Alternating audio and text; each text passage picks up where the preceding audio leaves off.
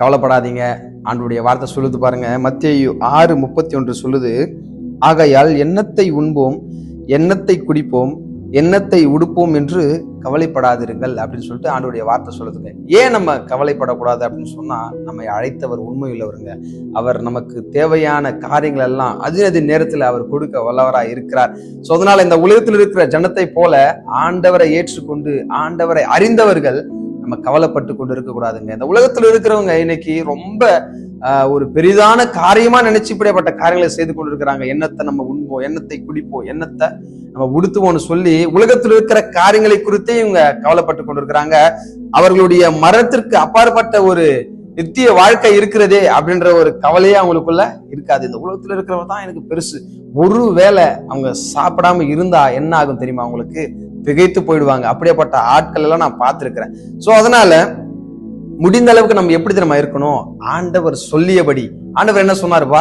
சாப்பாடு குறித்தும் தண்ணியை குறித்தும் ட்ரெஸ்ஸை குறித்தும் என்ன பண்ணாத, கவலைப்படாத. ஆண்டவர் சொல்றார், உங்க கவலைகள் எல்லாம் என் மேல வைத்துடுங்கப்பா. ஏன் தெரியுமா? ஆண்டவர் உங்களையும் என்னையும் விசாரிக்கிறவர்.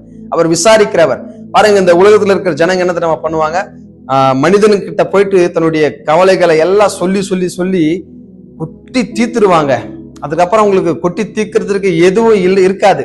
அந்த அளவுக்கு என்ன பண்ணிடுவாங்க? மனுஷங்கிட்ட புலம்பி தன்னுடைய வாழ்க்கையை அப்படியே உலகத்திலேயே அர்ப்பணித்துருவாங்க.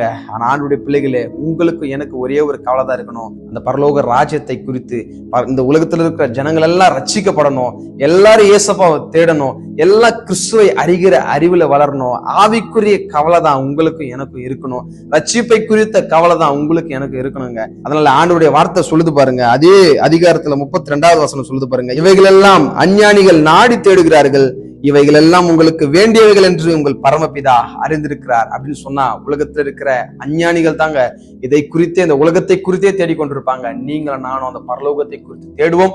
கர்த்தர் இவைகள் எல்லாம் நமக்கு கூட கொடுப்பார் என்பதுல எந்த ஒரு மாற்று கருத்துமே இல்லை. ஆமேன்.